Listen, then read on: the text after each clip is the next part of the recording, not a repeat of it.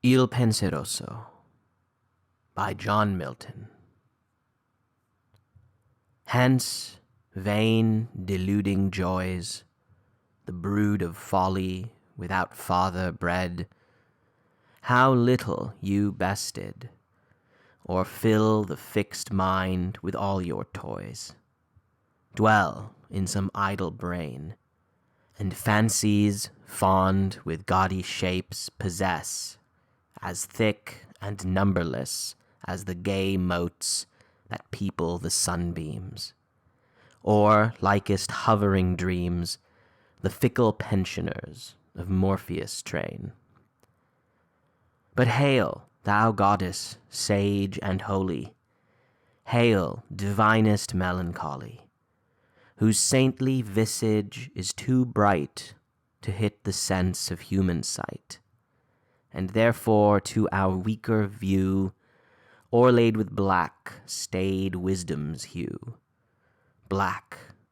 but such as in esteem Prince Memnon's sister might beseem, or that starred Ethiop queen that strove to set her beauty's praise above the sea nymphs and their powers offended. Yet thou art higher far descended, thee bright-haired Vesta long of yore to solitary Saturn bore. His daughter she, in Saturn's reign such mixture was not held a stain. Oft in glimmering bowers and glades he met her, and in secret shades of woody Ida's inmost grove, while yet there was no fear of Jove. Come, pensive nun, devout and pure, sober, steadfast, and demure, all in a robe of darkest grain, flowing with majestic train, and sable stole of cypress lawn over thy decent shoulders drawn. Come, but keep thy wonted state, with even step and musing gait, and looks commercing with the skies, thy rapt soul sitting in thine eyes. There, held in holy passion still, forget thyself to marble, till, with the sad leaden downward cast, thou fix them on the earth as fast, and join with thee calm peace and quiet, spare fast that oft with gods doth diet, and hears the muses in a ring,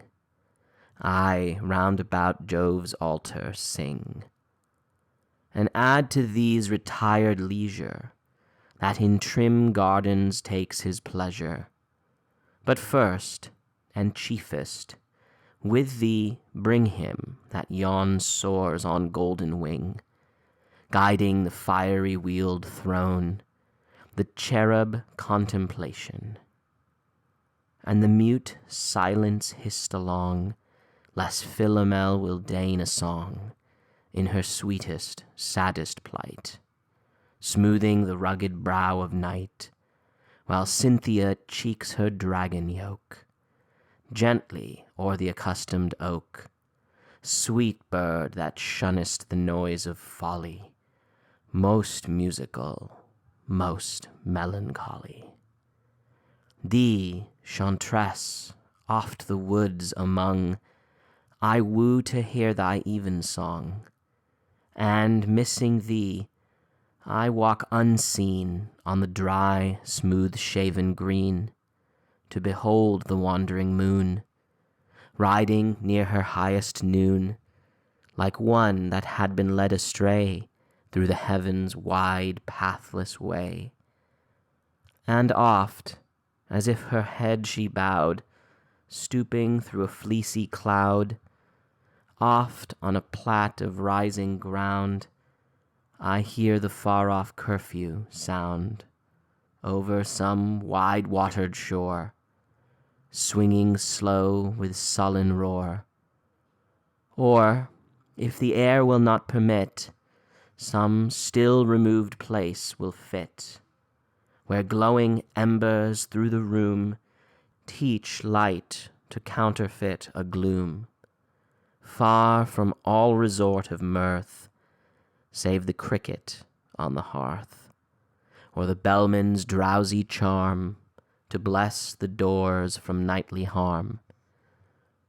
Or let my lamp at midnight hour be seen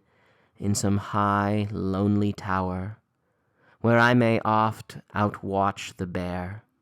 with thrice great Hermes, or unsphere the spirit of Plato to unfold what worlds or what vast regions hold the immortal mind that hath forsook her mansion in this fleshy nook. And of those daemons that are found in fire, air, flood, or underground, whose power hath a true consent with planet or with element, sometime let gorgeous tragedy in sceptred pall come sweeping by, presenting Thebes or Pelops' line, or the tale of Troy divine, or what, though rare of later age, ennobled hath the buskined stage. But O sad virgin, that thy power might raise Musaeus from his bower, or bid the soul of Orpheus sing such notes as, warbled to the string,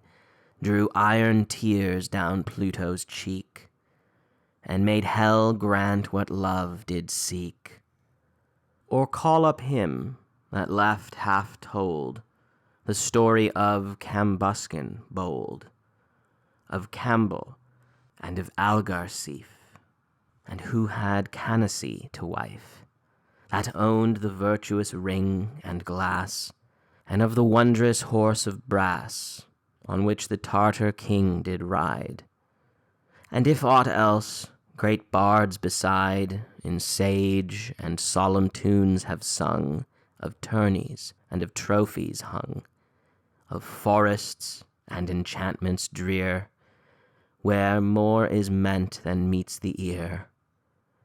Thus, night, oft see me in thy pale career, till civil-suited morn appear. Not tricked and frounced as she was wont, with the Attic boy to hunt, but kerchiefed in a comely cloud, while rocking winds are piping loud, or ushered with a shower still, when the gust hath blown his fill, ending on the rustling leaves, with minute drops from off the eaves. And when the sun begins to fling his flaring beams, me, goddess, bring to arched walks of twilight groves, and shadows brown that Sylvan loves, of pine or monumental oak,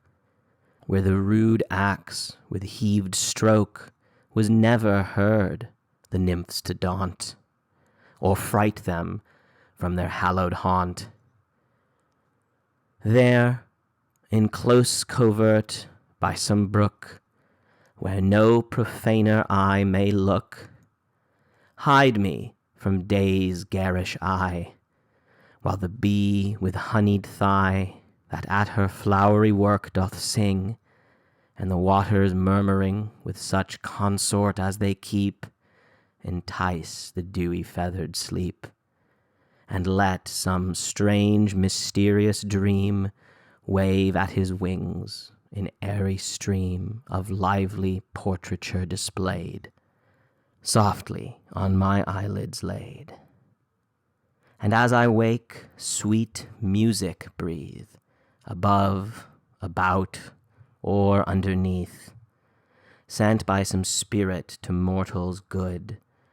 or the unseen genius of the wood. But let my dew feet never fail to walk the studious cloisters pale, and love the high embowed roof, with antique pillars massy proof, and storied windows richly dight, casting a dim religious light.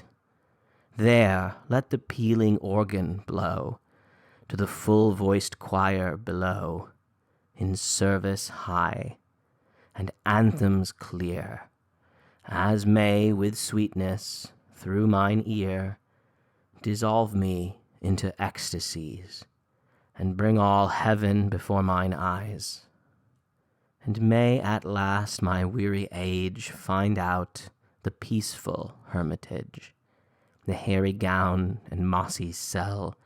where I may sit and rightly spell of every star that heaven doth show, and every herb that sips the dew,